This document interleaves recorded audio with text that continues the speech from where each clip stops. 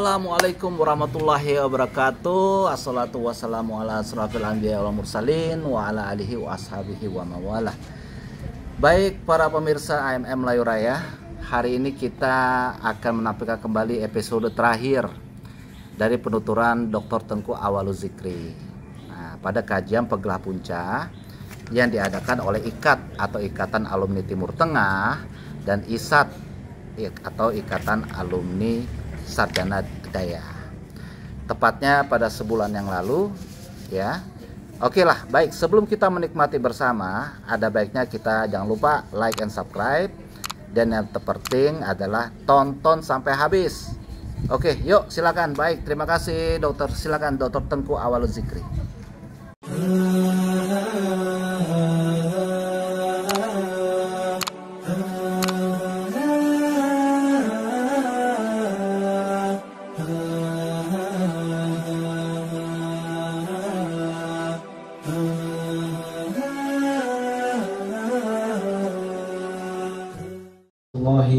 wabarakatuh. Habibina Muhammad wa ala alihi wa sahbihi ajma'in. Rabbi shrah li sadri wa yassir li amri wa hlul 'uqdatam min lisani yafqahu qawli. Amma ba'd. Takrim dan ta'zim kepada mandum guru-guru kamu, terutama yang sebagai pemateri pada malam yang berbahagia ini. Saya sangat bahagia walaupun undangannya datang tiba-tiba. Datangnya undangan tersebut langsung dari Ketua Taskafi Banda Aceh, yaitu Tengku Umar. Saya sedang di depan liang lahat mau menguburkan saudara sepupu saya ya.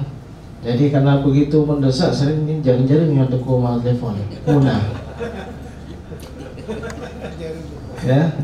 Jadi saya angkat, rupanya undangan untuk mengisi kajian bersama guru-guru Tenyor Hidayah. Bagi saya ini adalah sebuah kebahagiaan dapat bersilaturahmi dalam momentum yang sangat berharga ini, sehingga dapat bertemu dengan Abi Hidayat, Masya Allah, dari ujung ke ujung kita ya, Masya Allah. Begitu juga dengan Tengku Mustafa Hussein Waila. Jadi Abu Ibrahim Wailan atau Mentrohu Mesir. Waktu itu sekitar tahun 2000. Saya sempat di sana bertemu dengan beliau, mendengarkan beliau berceramah, walaupun agak sulit untuk dipahami waktu itu ya. Namun yang menarik, ketika beliau hendak keluar dari Melego Aceh di Mesir, beliau berikan sedekah 20.000 rupiah. 20.000 rupiah mungkin di waktu itu bisa kita beli 1 ekor ayam. 1 ekor ayam yang belum dimasak. Tapi di waktu itu kami mengatakan, yo 20.000 yo, mudah-mudahan barakah merempat 200 juta. Dan selang beberapa bulan betul-betul datang 200 juta. Sehingga tidak lama setelah itu, dan ya, dengan Syekh Fadil waktu itu kita merancang ingin membeli rumah Aceh atau Melego Aceh. Masya Allah. Jadi ulama-ulama di Aceh ini memang ada. Maka kita kenal Acehnya dijaga oleh Allah Subhanahu wa ta'ala. Namun ada kalanya dipegoh, dibangunkan supaya jangan terlena. Maka betul, amar ma'ruf nahi mungkar itu harus. Kalau amar ma'ruf mungkin mudah di mimbar, tapi nahi mungkar ini nggak sembarangan. Makanya kayak semangat Tengku Umar tadi itu sesuai dengan nama beliau kan? Ya. Mudah-mudahan Tengku Umar rupanya mu bersihat lebih baik ya ke musuh. Yang ia itu menyuhana musuh. Karena semua kita mesti ada musuh. Paling kurang syaitan musuh kita. Kalau nggak ada musuh berbahaya. Itulah orang munafik namanya. Jak kuno pegang, jak dia pegang, benar. Ya, tapi jangan cari musuh. Musuh datang sendiri, kita nggak lari. Baik. Menasib takrim dan ta'zim ke senior kamu di IKAT, Tengku Haji Fadil Rahmi LCMA, kandidat doktoral insyaallah fi waqtin qarib. Dan guru-guru kamu dari Tunis ya. Kalau saya secara pribadi itu banyak mendapatkan pengarahan dari ulama Al-Azhar yang berasal dari Tunis. يعني أنا لما كنت في الأزهر استفدت كثير والكثير من علماء تونس كما قلت لكم، يعني لا سيما لواحد من صفاقس رباني يعني أيقظني من غفلتي يومئذ. يعني لما كنت أحب أن أقرأ مجلة التوحيد كثيرا، ومجلة التوحيد من هؤلاء أنصار السنة. أنصار السنة غير والجماعة. المفروض أن السنة أهل السنة والجماعة، بس أهل يعني أنصار السنة بس يعني. Alhamdulillah. Dan tengku-tengku mandum, guru-guru mandum yang dimuliakan oleh Allah Subhanahu wa taala. Berbicara tentang sosok Abuya Muhibbuddin Wali, saya sebenarnya ketika di Bustan Ulum ya, tamat tahun 98 itu sering duduk di pustaka. Di antara buku yang saya baca itu karangan beliau ketika beliau menulis tentang ayah kami ya. Di sana saya dapatkan sebuah faedah. Di antaranya Buya atau Abuya ya memesankan agar beliau selalu membawa 3 kitab. Yang pertama I'anatul Talibin, yang kedua Al-Hikam, dan yang ketiga kalau tidak salah saya Risalah Al-Qushairiyah.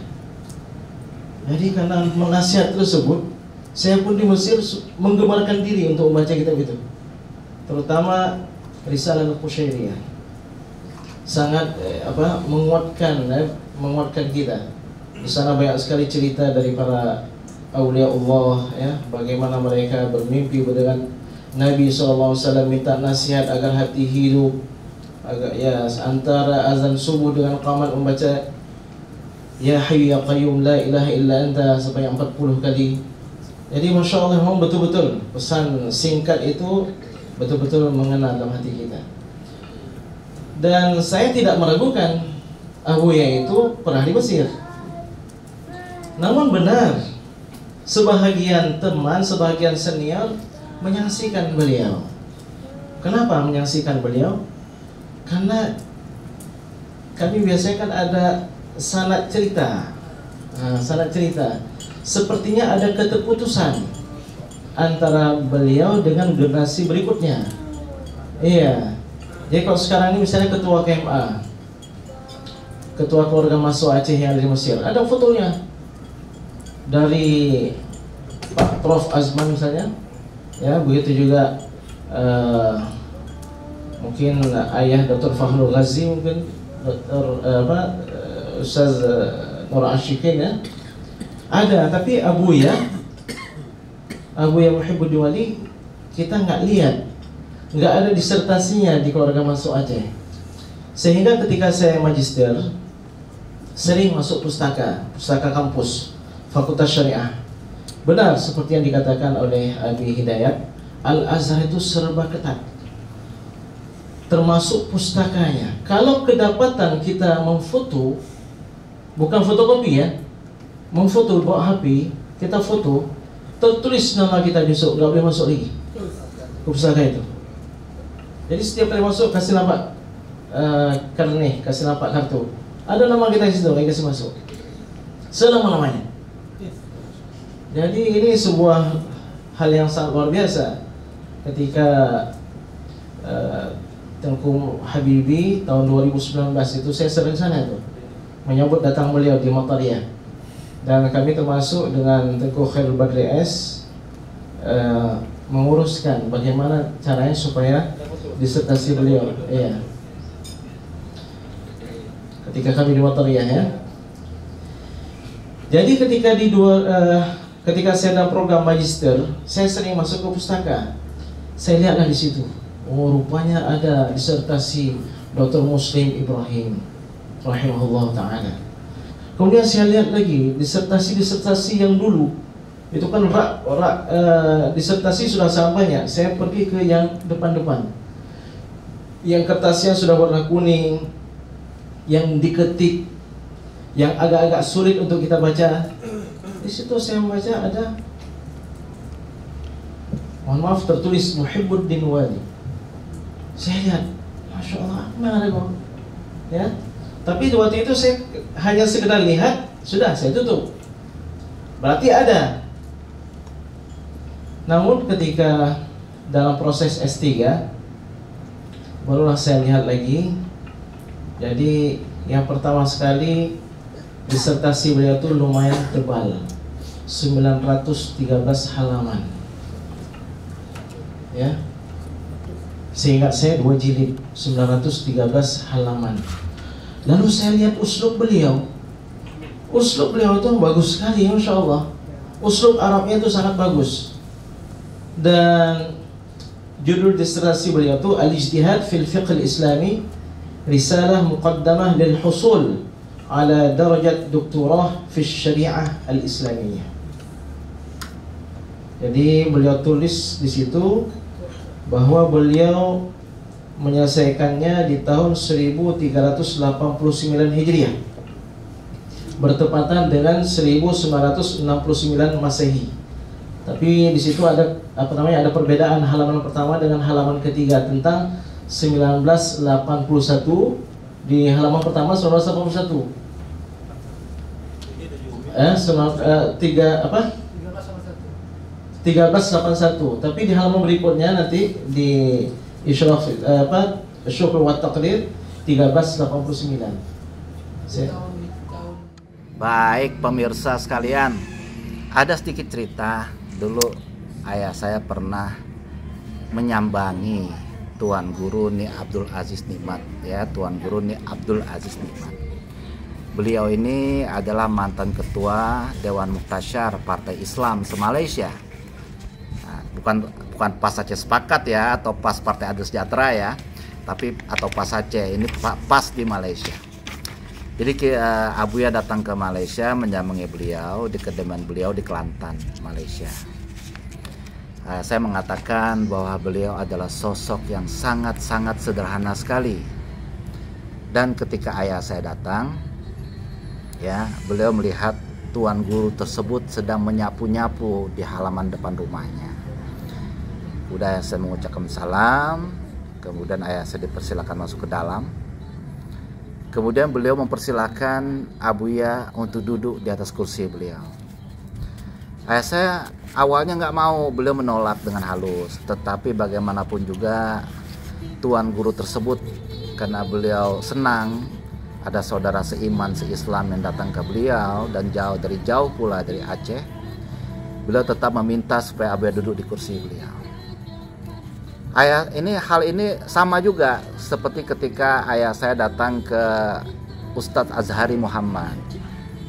Beliau adalah pimpinan dari organisasi Darul Arkam Malaysia. Ayah saya juga dipersilakan duduk di kursi beliau. Mungkin begitulah ya cara orang-orang di tanah Melayu dalam menyambut saudara seiman yang datang dari jauh. Oke, begitu sedikit saja tentang Kapita Selekta mengenai Abuya Profesor Muhibbuddin Wali. Sekarang kita dengar lagi penuturan daripada Dr. Awalul Zikri, ya. Makasih, alhamdulillah, makasih, salam. Oke. Dari Dr. Awalul Zikri, bagaimana penuturannya tentang Abuya Muhibbuddin Wali? Yuk kita dengar sampai habis. Bahkan beliau katakan, bal innahu muallimi wa ustadhi wa mursyidi wal akhidhu biyadai ila sabil taufiq wal hidayah fi jami'i a'mali. Masya Allah. Dan ketika beliau menyebutkan nama ibunda beliau, beliau bertawassul dengan kesalihan ibunda beliau. Wa ila walidati al-hajjah ar-rasimah. Kemudian bal atawassalu bi salahiha ila rabbi al-ghani al-qadir ar-rahman ar-rahim fi najahi a'mali. Bahasanya indah, ya, uslubnya menarik. Dan saya melihat beliau itu sangat modern. Ini tokoh luar biasa. Beliau menulis, inna mas'alatal ijtihad la tazalu hayyatan 'inda ulama'il Islam wa fuqaha'ih hatta fil azminah al-mutaakhirah wa la siyama fil 'asr al-hadir. Ya, beliau mengatakan ijtihad itu terbuka. Namun beliau mengecam orang-orang yang ingin menyamakan dirinya dengan Abu Hanifah, Imam Malik, Imam Syafi'i, Imam Hambali. Hum rijal wa nahnu rijal. Na'khudh kama ya'khudun min al-kitab was sunnah. Dan beliau menyebutkan tokoh-tokoh, tapi beliau nggak sebutkan namanya. Tokoh-tokoh Indonesia yang merasa dirinya langsung ingin beristihad langsung pada Al-Quran dan As-Sunnah, padahal mereka itu hanya dikenal sebatas Indonesia. Begitu keluar Indonesia nggak dikenal siapa mereka. Ya. Kemudian disertasi beliau itu sangat menarik. Jadi membahas 3 sisi. Yang pertama ijtihad dari sisi sejarah, kemudian ijtihad dari segi usuliyah al-fiqhiyah, dan ijtihad dari sisi al-fiqhiyah al-islamiyah. Syekh Ali Jum'ah beliau mengatakan Al-Azhari, tidak tambahkan Azhari kecuali terpenuhi 3 syarat ini. Asy'ariyul aqidah. Ini orang Wahabi itu bukan Azhari. Itu marah. Tarik juga yang jazah. Madhabiyul fiqhi, harus punya madhab.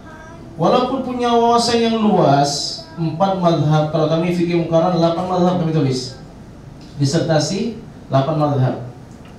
Atau mungkin 25 madhab, tapi mesti ada madhab yang dia ikuti. Ya, dari pertama mendaftar sana tertulis itu. Ada salah seorang di kelas, dia pingin iseng-iseng ditulisnya madhabnya Hanafi. Dalam sejarah KMA itu ada satu orang itu buat madhabnya itu Hanafi.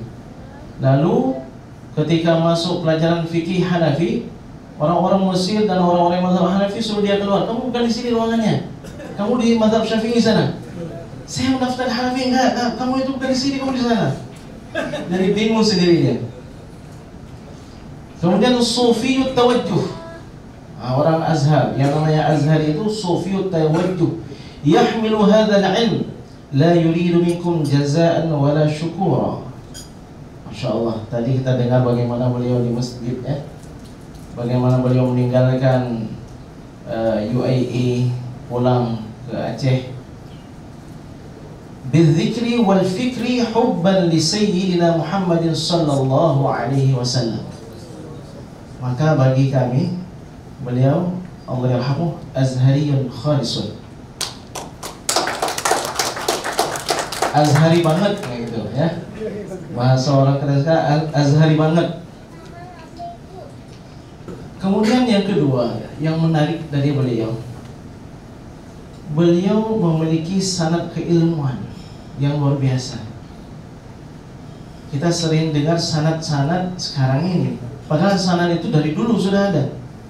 Namun banyak yang nggak perhatian. Beliau rentang tahun 1964 hingga 1969 atau awal 1970 itu di Mesir banyak mengambil sanad keilmuan. Jadi saya ketika dapat materi ini sempat bingung juga nih materinya.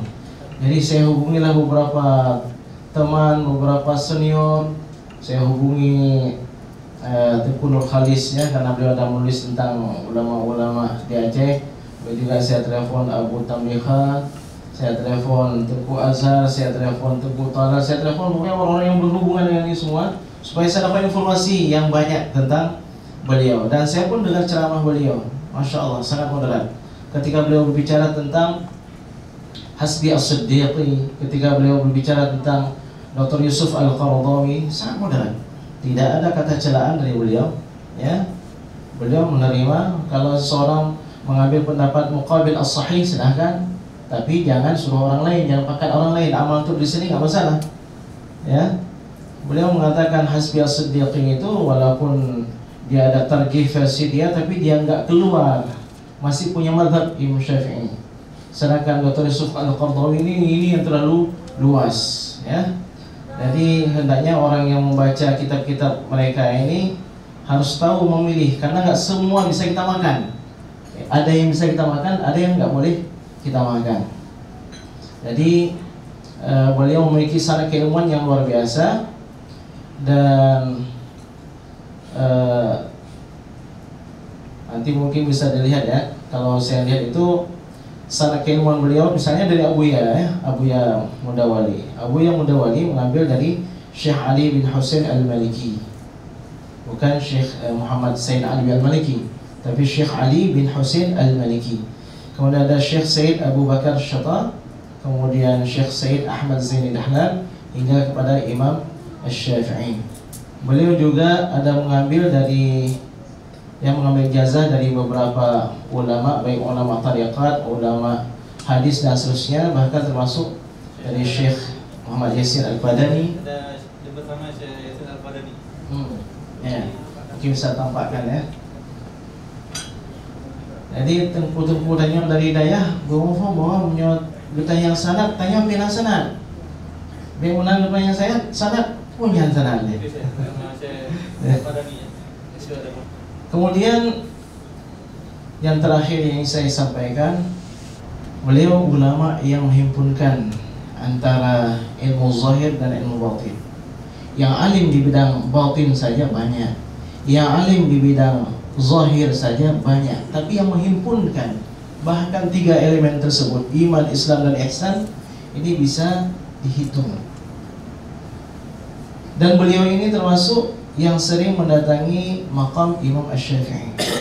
Salah satu makam yang dikatakan oleh para ulama makam yang penuh dengan karamah bagi orang yang menziarahi, ya, makam Imam Asy-Syafi'i, kemudian makam Sayyidina Husain, kemudian makam Sayyidah Nafisah, makam Sayyidah Zainab. Itu 4 makam ini adalah makam yang paling mujarrab. Jadi kita nggak mengatakan mana hadisnya, mana ayatnya, enggak, tapi mujarrab. Rasulullah SAW bersabda, "Man istata'a an yanfa'a akhahu falyaf'al." Dia sudah pernah mendapatkan. Jadi hendaknya dia sampaikan kepada orang lain, saya dulu pernah berdoa di sini, Allah kabulkan.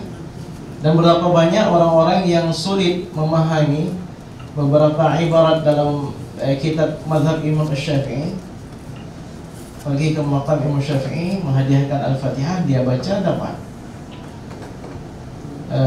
Al-Imam Asy-Syahid Muhammad Sa'id Ramadan Al-Buti ketika menjelaskan kitab Al-Hikam, ada hikmah yang sulit sekali beliau fahami. Ketika ke Mesir, beliau sempatkan menziarahi makam Imam Ibnu Athaillah Sekandari, dan di sana beliau dapatkan, Masya Allah. Jadi bagi orang yang belum merasakan, yang nggak tahu bahwa ziarah kubur itu sangat penting, ya. Bukan kita minta sama beliau, ini kan kesalahan dari orang Wahabi ini. Jadi kiranya kita minta sama orang yang sudah dalam kubur itu. Tidak, kita mohon kepada Allah Subhanahu wa taala. Al-qabru imma rawdatun min riyadil jannah wa imma hufratun min hufarin nira. Jadi masalah di situ. Ketika dia itu rawdatun min riyadil jinan, kita berdoa, maka seolah kita berdoa di taman surga. Jadi demikian dari saya, mudah-mudahan ada manfaatnya, menunggu pendidikan dari anak Abuya langsung ya. Kalau ada hal-hal ini, banyak sekali saya mendapatkan istighfar dari beliau. Jazakumullah khairan. Assalamualaikum warahmatullahi wabarakatuh.